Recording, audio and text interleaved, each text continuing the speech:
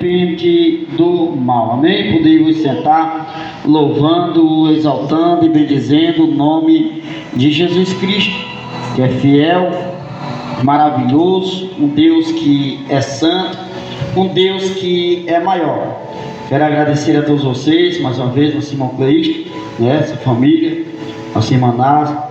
Meus amados queridos irmãos, a palavra de Deus que Deus propôs no meu coração nesta noite, E uma das coisas nós aprendemos com a palavra de Deus se encontra lá em João. Esse é o título principal de todo ser humano.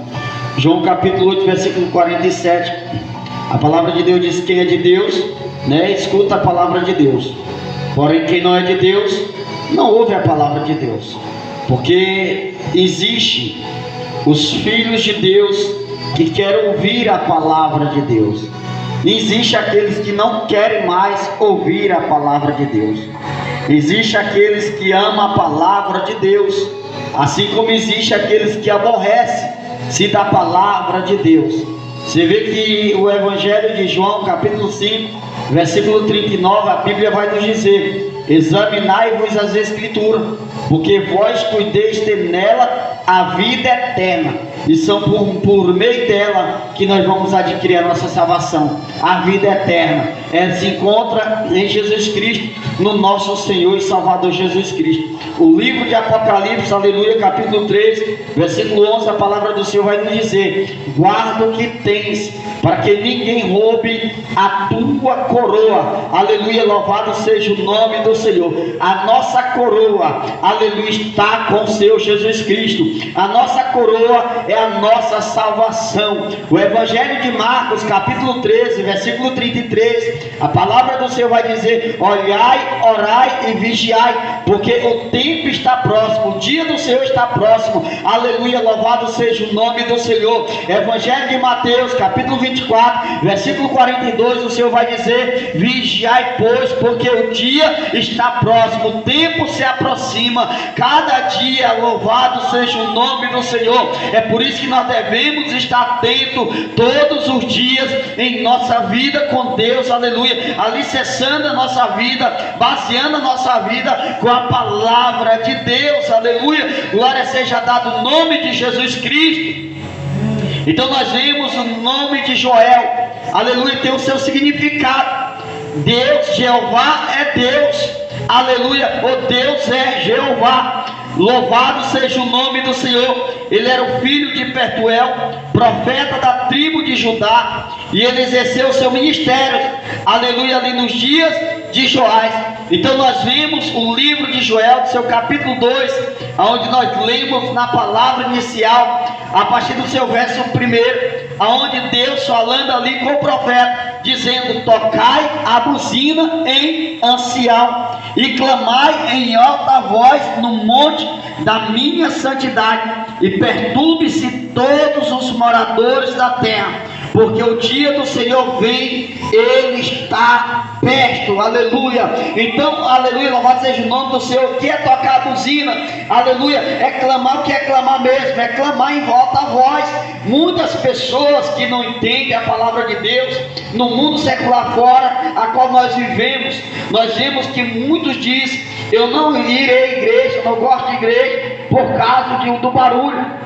Porque muitos gritam, clamam mesmo, fica gritando aquele barulho. Eu não entendo aonde que na Bíblia vai falar que Jesus gritou em alta voz. Aonde que você vai falar que você vai ver na Bíblia Jesus com aquele desespero todo? A Bíblia vai nos dizer, irmãos, em Joel, aleluia, louvado seja o nome do Senhor, Oséias capítulo 4, versículo 6, que o povo perecer, ou o povo ainda perece, por falta de conhecimento, por falta de examinar as sagradas escrituras. E muitos, até mesmo no meio evangélico, até mesmo muitos pregadores, tem esse tipo de dizer que Deus não é surdo. Então você vê que o cego Bartimeu, Deus não é surdo. Deus escuta sim o clamor em silêncio, mas não se clama de boca fechada, se clama em voz alta. E o clamor, irmãos, é gritar mesmo. Você vê que o significado do hebraico, que seja grego, traduzindo para a linguagem de hoje, atual, é gritar mesmo, é se rasgar mesmo, é se derramar na presença de Deus. Nós temos a chance, a oportunidade de clamar a Deus. É isso aí que nós temos por vivido. Glória a Deus. Aí diz: tocai a buzina em Sião e clama em alta voz no monte da minha santidade, e perturbe-se todos os moradores da terra, porque o dia do Senhor vem e Ele está perto. Nós temos que anunciar, irmãos, o Evangelho de Cristo. Nós devemos, como servo de Deus, profeta do Senhor, profetizar a vinda do Senhor, dizer que a vinda do Senhor está próxima, cada dia se aproxima. Nós estamos vendo os sinais acontecendo, tanto na terra como nos ares, os sinais acontecendo. Só não está atento, irmãos, quem não está analisando a palavra de Deus, quem não olha para a palavra de Deus. Nós vimos tantas coisas hoje acontecendo nos dias atuais, aonde nós olhamos um pouco lá para trás, lá no passado, nós lembra de alguém lá no antepassado dizendo: meu filho, daqui a 10 anos você vai ver o que vai acontecer, a mudança que vai ser. Não só alguém pode olhar, ver mudança só na terra, alguém vê mudança só na tecnologia, alguém vê mudança nas medicinas, mas não vê mudança no tempo. O tempo, cada dia que se aproxima a vida do Senhor, está mudando, as coisas estão ficando diferentes. E muitos, se nós não analisarmos, nós vamos se perder. Muitas vezes Jesus irá voltar e nós vamos ficar perdidos no tempo. Dias de trevas e de tristeza, dia de nuvens e de trevas espessas, como a alva espalhadas sobre os montes, povo grande e poderoso, a qual desde o tempo antigo nunca houve e nem depois dele haverá, pelos anos adiante, de geração em geração. Você vê que a palavra do Senhor no Evangelho de Mateus 24, você vai ver do 11 a seguir, que por nós pregarmos a palavra de Deus, chegará o dia que nós ia ser perseguidos. E a Bíblia diz que haverá tempo de aflição, tempo de angústia, a qual nunca houve desde o princípio, que nós vimos lá de Daniel capítulo 12, que se levantaria Miguel, o grande príncipe, aleluia, e ali seria um tempo de angústia, a qual nós nunca vivemos. Lá no tempo passado, antepassado, alguém pode olhar o povo sofrer, mas vai ser sofrimento, vai ser dia de treva, vai ser dias de tristeza, aleluia, louvado seja Deus. É por isso que muitos não estão mais pregando a palavra de Deus, muitos não estão pregando mais Joel, nem o livro de Apocalipse, porque diz que assusta o povo, diz que não existe céu, não existe inferno. Se não existe, por que Deus pregou mais sobre o inferno do que qualquer outra palavra? Deus disse no Evangelho de Marcos, no seu capítulo 9, versículo 42, seu versículo 44, 46, 48, diz que lá, irmãos, o fogo nunca se apaga e o bicho nunca morrerás. Então é lugar de tormento, é lugar de sofrimento. Então é tempo de nós se rasgarmos na presença do Senhor, é tempo de nós buscar a presença do Senhor, como eu e você estamos fazendo nesta noite. Sair de nosso lar, mesmo em dificuldade, mesmo sendo difícil, mesmo nas nossas poucas forças, mas nós estamos na casa do Senhor, porque na casa do Senhor tem a palavra, na casa do Senhor tem a sua presença, na casa do Senhor tem o renovo espiritual, na casa do Senhor tem cura, na casa do Senhor tem livramento, na casa do Senhor tem providência, na casa do Senhor tem avivamento. Receba da parte do Senhor o teu milagre, aleluia, na tua vida, na tua família, na tua casa, em todas as áreas da tua vida, aleluia. Oh, glória a Deus. Somente na presença do Senhor, diante dele um fogo consome, e atrás dele uma chama uma brasa. A terra, aleluia, diante dele é como um jardim do Éden, mas por trás dele um desolado deserto, se nada ali escapará. Porque vemos, irmão, que naquele grande dia, no dia do Senhor, nada vai escapar. Aleluia, louvado seja o nome do Senhor. Porque no dia que Jesus raiar nas nuvens, buscar o seu povo, buscar os seus filhos, os seus escolhidos, aleluia, aqueles que estão com as suas vestes lavadas no sangue do Cordeiro, aleluia. E as vestes lavadas, irmão, não é essas vestes, aleluia, a qual nós vestimos, não. Porque muitos estão preocupados com a veste terrena, estão se esquecendo da veste espiritual. Porque não adianta de nada, até mesmo eu vou pregar direto para mim. Eu, como pastor, como dirigente da igreja, eu visto o melhor terno, a melhor roupa social. Às vezes posso pôr uma gravadinha, ali põe a melhor beca, como dizer da linguagem atual de hoje. E chegar e eu não lavar, não cuidar da minha veste espiritual.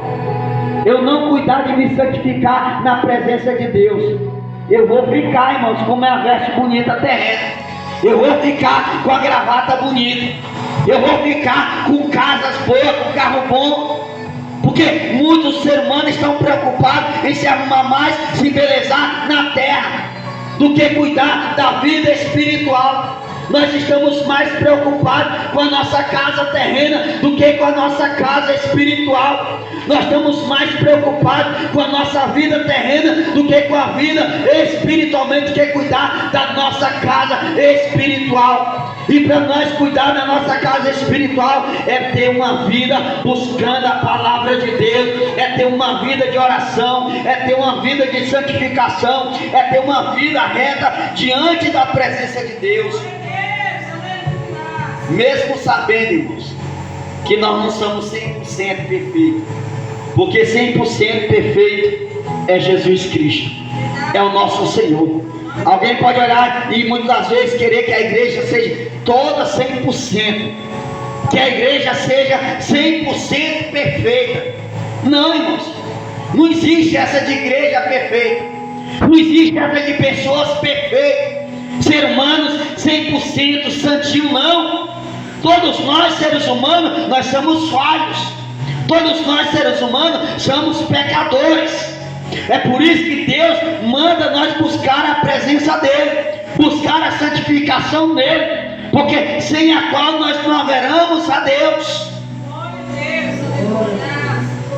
Porque, irmãos, igreja não é lugar de gente perfeita. Lugar de gente perfeita é no céu de glória.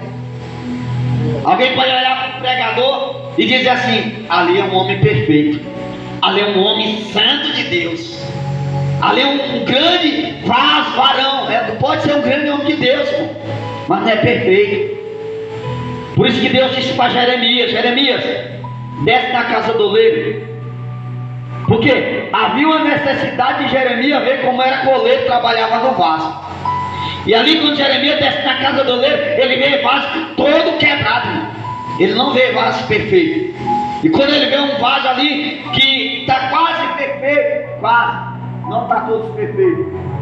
Porque dentro da igreja, por mais que seja vaso, tem vaso quebrado, tem vaso trincado, tem vaso de todo jeito, mas não tem vaso perfeito. Porque quando ele olha, Jeremias observa, ele vê o oleiro trabalhando dentro do vaso, de dentro para fora, moldando. Ele não estava moldando ele de fora para dentro, não, era de dentro para fora. O que é isso? Deus trabalha primeiro dentro do nosso coração, irmãos. Deus todo dia renova as nossas forças. Todo dia, todo santo minuto da nossa vida, nós temos que consagrar ao Senhor Jesus Cristo, buscar todo segundo da nossa vida força diante de Deus, se rasgar na presença de Deus, se derramar na presença de Deus, porque somente Deus é o Senhor, somente Deus, Ele é santo, aleluia. Nós mesmos nas nossas poucas forças, mas Paulo, como disse Paulo nas cartas paulinas, ele disse assim: quando eu penso que estou fraco, forte eu estou. Porque a perfeição de Deus se aperfeiçoou nele e se aperfeiçoou em mim e em você.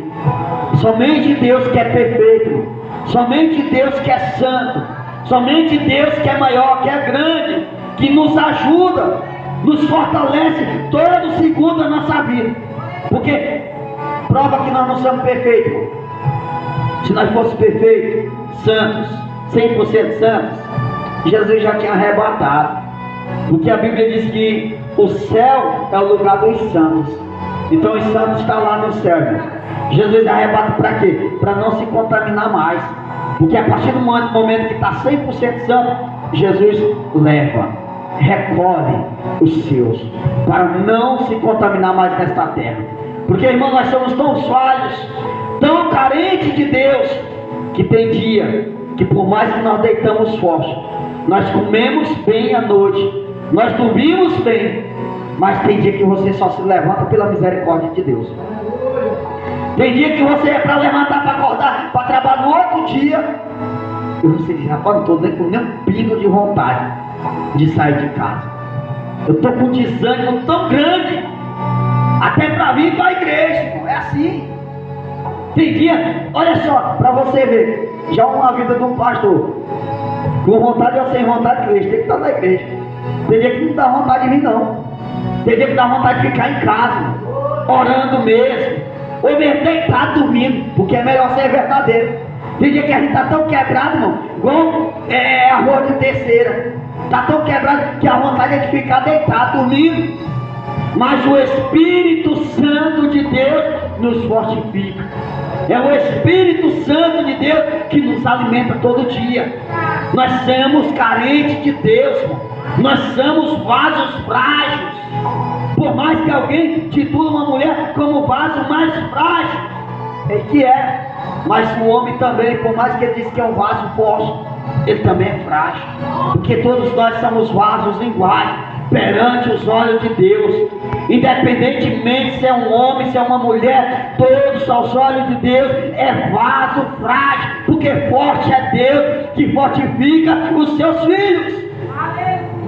Aí Joel capítulo 2, versículo 11, 10 diz assim, ó: diante dele temerá a terra, abala-se-ão os céus, o sol e a lua se enegrecerão, e as estrelas retirarão o seu resplendor. Versículo 10. Ou seja, as estrelas vai perder o quê? O seu resplendor, o seu brilho. Aleluia. O sol, a lua, o céu e a terra irão se abalar, tremer diante dele, quando o Senhor raiar para buscar o seu povo, os seus escolhidos. Aleluia. Muitos, irmãos, podem não dar importância, muitos podem não querer esse Deus poderoso da nossa vida, porque na verdade não é nós aceitar Jesus, porque a primeira coisa que a igreja diz: tu quer aceitar Jesus como teu Salvador? E na verdade não é nós aceitar Jesus, é Jesus quem nos aceita, irmão. É Jesus quem nos aceita. Não é nós que temos que receber, é Jesus quem nos recebe. É Jesus quem recebe, aleluia, cada um de nós.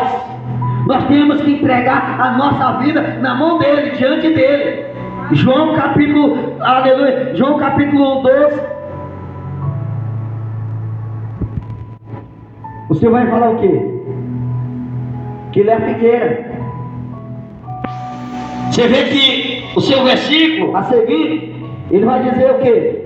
Que não vós escolheis a mim, mas eu escolhi a vós, para que vós vades e deis frutos, e esses frutos permaneçam para todo sempre. Então não é nós que escolhemos, é ele que nos escolheu. Tem alguém que diz assim, muitas vezes quando estava perdido no mundo afora, tem um hábito de dizer: eu encontrei Jesus. Jesus não estava perdido. Jesus não estava perdido. Quem estava perdido era nós. Não foi nós que encontramos Jesus, foi Jesus quem nos encontrou. Não foi nós que achamos Jesus, foi Jesus quem nos achou. Não foi nós que escolhemos Jesus, foi Jesus quem nos escolheu. Porque a Bíblia diz que nós somos escolhidos de Deus, separados para Deus, escolhidos para uma boa obra. Aleluia. Louvado e adorado seja o nome do Rei Jesus Cristo de Nazaré. Um Senhor que é santo, um Senhor que é perfeito, um Senhor que é grande, um Senhor que é maior. Aí ele diz assim: rasgai o vosso coração. Versículo 12: ainda assim agora mesmo diz o Senhor: convertei-vos a mim de todo o vosso coração, e isto com jejum, e com choro, e com pranto. Irmãos, é o próprio Deus que pede para nós orar e jejuar, né? E chorar na presença dele. Tem gente que diz assim: ah, mas pra que esse negócio de jejum? Jejum, irmão, sabe o que significa o jejum? O jejum, tem gente que diz assim: eu vou jejuar para emagrecer, vou jejuar para me receber uma bênção, eu vou jejuar para isso e para aquilo. O jejum, irmãos, é para Deus, nós receber força de Deus, para que nós tenhamos força de repreender as cartas de demônios. Aleluia, louvado seja o nome do Senhor. E a oração é para nos fortalecer cada dia, irmãos. É por isso que nós devemos jejuar, consagrar a nossa vida diante de Deus. Então, o jejum, irmãos, quando nós jejuamos, oramos, choramos na presença de Deus, o inimigo vai se levantar, a fúria do adversário vai se levantar. Aí a pessoa diz: eu estou orando, estou jejuando, e por que o inimigo está se levantando? Nós estamos jejuando para quê? É para o inimigo se levantar e nós orar e ele cai por terra. Todas as vezes que ele se levanta, ele cai por terra, porque o lugar dele é no chão, e o nosso lugar é de pé na presença de Deus. Então é isso: convertei a mim de todo o vosso coração, e isto com jejuns, e com choro e com pranto, e rasgai o vosso coração, e não as vossas vestes, e convertei-vos a mim, e convertei-vos ao Senhor vosso Deus, porque Ele é misericordioso e compassivo e tardo em irar-se, e grandioso em beneficência, e se arrependem do mal. Então, irmãos, quando nós entregamos, rasgar o nosso coração diante de Deus, nos converter verdadeiramente diante de Deus, é ter um coração quebrantado diante do Senhor, é ter um coração rasgado diante do Senhor. Porque muitas vezes aquelas pessoas muitas vezes se rasgavam, se lamentavam, queriam rasgar as vestes, ficava louco, aquele desespero. Se não adianta rasgar a veste se não rasgar o coração. Não adianta esfregar a cara no chão, a cara no pó, se não tirar o pó da cara. Não adianta dizer: eu vou orar, vou fazer isso, se não se entregar verdadeiramente, se não tiver um coração quebrantado diante do Senhor Jesus Cristo. Porque quando nós temos um coração quebrantado diante do Senhor Jesus Cristo, o Senhor muda a nossa vida, o Senhor muda a nossa história, o Senhor fortalece a nossa vida espiritual. Então nós somos fortalecidos pela palavra de Deus, pela palavra do Senhor Jesus Cristo. Amém? Agradeço a Deus.